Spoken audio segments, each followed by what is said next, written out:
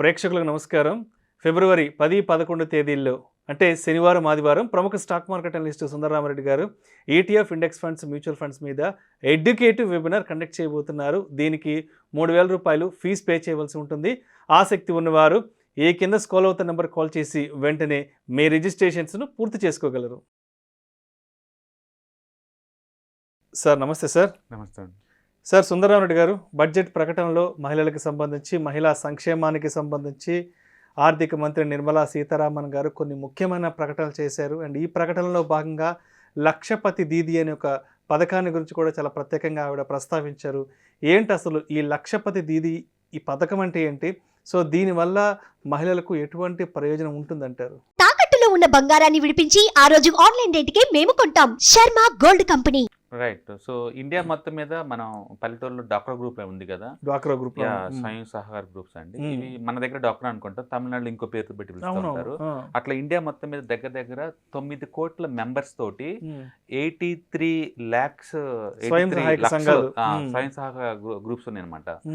వీళ్ళల్లో వాళ్ళకి పల్లెటూరులో ఉండే ఈ గ్రూప్స్ కి అండ్ స్కిల్ డెవలప్మెంట్ ప్రోగ్రామ్ కింద వాళ్ళకి అంటే ప్లంబింగ్ వర్క్ కావచ్చు, ఎలక్ట్రీషియన్ వర్క్ కావచ్చు, డ్రోన్స్ ఆపరేషన్ కావచ్చు, డ్రోన్స్ రిపేర్ సెంటర్స్ కావచ్చు, ఇలా వాళ్ళకి వీటిని స్కిల్ డెవలప్ చేసేసి ఇయర్లీ 1 lakh ఇన్కమ్ చూపించడం పల్లెటూరులోనే.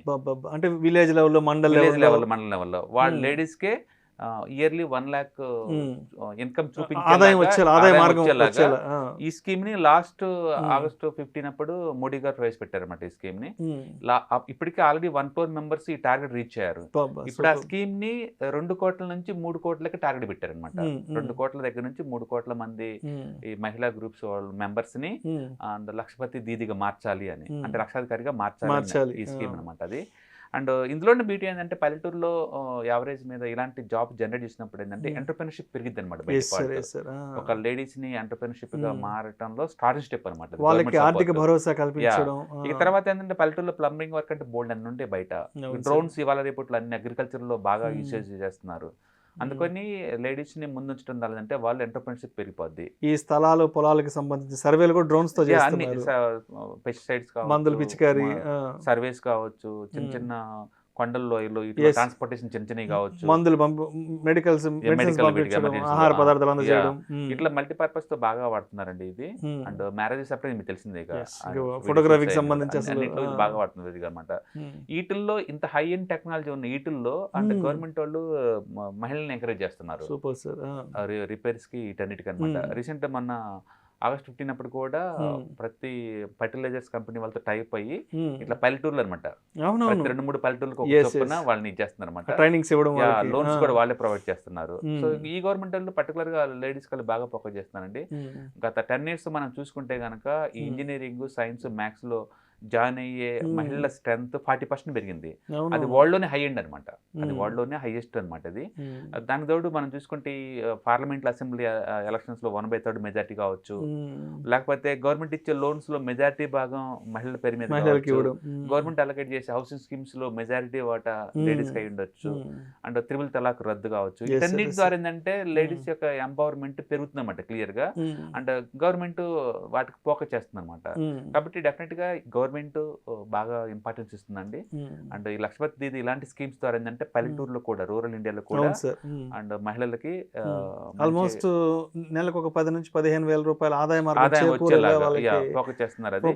సో ఇప్పుడు ఆ టార్గెట్ 1 కోటి నుంచి 2 కోట్ల నుంచి 3 కోట్లు పెంచారన్నమాట. సో ఈ బడ్జెట్ దానికి తగ్గట్టు ప్రోగ్రామ్ డిజైన్ చేశారండి. That's good thing. అంటే గవర్నమెంట్ మహిళల కోసం బాగానే కేటాయించారండి ఈసారి. ఆయుష్మాన్ భారత్ దాని కింద స్కీమ్స్ ని ఎక్స్టెండ్ చేశారు.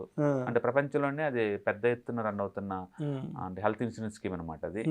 అండ్ అలాగే ఏజ్ ఒక 8 నుంచి 14 ఏజ్ పాపలకి సర్వికల్ క్యాన్సర్ ఎక్కువ అవుతుందని చెప్పేసి వ్యాక్సినేషన్ ప్రోగ్రామ్ ఏం చేస్తున్నారు.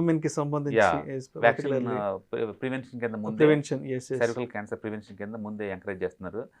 అది కావచ్చు. అండ్ ఇన్సూరెన్స్ ని దేశవ్యాప్తంగా పెంచడం కావచ్చు. అండ్ ఇప్పుడు లేటెస్ట్గా మనం అనుకున్న లక్షపతి దీది ప్రోగ్రామ్ కావచ్చు, వీటన్నిటికీ ఏంటంటే లేడీస్ని ఎక్కువ మందిని కవరేజ్ చేసుకుంటూ ఉమెన్ వెల్ఫేర్ కి సంబంధించి గట్టిగా ఫోకస్ పెట్టారు. ఫోకస్ చేస్తున్నారు వాళ్ళు.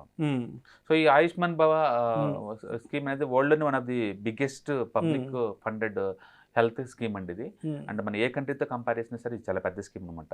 ఇదేంటంటే టైర్ 2 cities 3 cities వాటిల్లో అండ్ లేని వాళ్ళకి ప్రతి కుటుంబానికి ఆల్మోస్ట్ 5 lakhs కవరేజ్ అందించడానికి డెవలప్ చేసింది అనమాట. సో కాబట్టి ఆయుష్మాన్ భారత్ పుణ్యం అంటూ ఇండియాలో హెల్త్ కేర్ సిస్టమ్ బాగా డెవలప్ అయ్యే ఛాన్స్ ఎక్కువ ఉందన్నమాట. సో ఈ గవర్నమెంట్ మనం చూస్తే ఒక పక్క డెవలప్మెంట్ కోసం ఫోకస్ చేస్తుంది, రైల్వేస్, డిఫెన్స్ ఇట్లా. ఇంకో వైపు ఈ హెల్త్ కేర్ అండ్ రూరల్ రెండు ప్యారల్ గా బ్యాలెన్స్ చేస్తున్నారు అనమాట. అచ్చం పాపులరిజం కల్లా వెళ్లకుండా ఇటు డెవలప్మెంట్ కి ఇటు పాపులరిజం కి రెండింటికి ఫోకస్ చేస్తా ఉన్నారు అనమాట. అండ్ ఒకవైపు టూరిజం డెవలప్ అయితే ఎక్కువ బెనిఫిషియరీ కూడా ఈ రూరల్ లో ఉంటారు, ఎందుకంటే మెజారిటీ టూరిస్ట్ ప్లేస్లు అన్ని కూడా అండ్ బీచ్ల దగ్గరలో ఉంటాయి కాబట్టి, లోకల్ గా అక్కడ వాళ్ళు ఉంటాయి కాబట్టి హోటల్స్ పెట్టుకోవడానికి ఇంట్రెస్ట్ ఫ్రీ లోన్స్ ఇచ్చేసి వాళ్ళని ఎంకరేజ్ చేస్తున్నారు ఏరియాలో. సో మెజారిటీ గవర్నమెంట్ స్కీమ్స్ అన్ని కూడా ఇవాళ రిపోర్ట్ లో ప్రతి స్టేట్ గవర్నమెంట్ లో కూడా మహిళల పేరు మీద ఇస్తున్నారు కాబట్టి వాళ్ళని బూస్ట్ చేస్తున్నారు ప్రతి చోట గవర్నమెంట్ వాళ్ళు. కాబట్టి ముందు రోజుల్లో మహిళకి బాగా బెనిఫిట్స్ ఉంటుంది మనం ఊహించుకోవచ్చు. Right. Thank you so much Sundara Reddy గారు. ఇవాళ బడ్జెట్ ప్రకటనలో ఉమెన్ ఎంపవర్మెంట్కి సంబంధించి నిర్మలా సీతారామన్ గారు ఎటువంటి ప్రకటన చేశారు, అదేవిధంగా లక్షపతి దీదీకి సంబంధించినటువంటి ఆ పథకానికి సంబంధించిన వివరాలను కూడా చాలా డీటెయిల్గా తెలియజేశారు. Thank you so much sir.